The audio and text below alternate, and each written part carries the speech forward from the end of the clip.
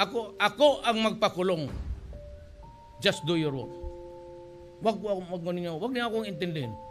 But I will protect you. I will not allow a single policeman doing his duty going to prison. Hindi mangyari yan. Yan ang may problema tayo. So pag nawala ako, kasi kung gusto niyo talaga tapusin natin ito, it has to be during my time because somebody is there to protect you.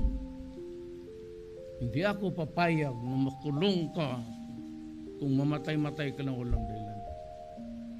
Not also for the military na sumali na sa bakbakan. Walang makukulong sa iyo. My orders are very simple. That this country must see to it that the next generation is protected.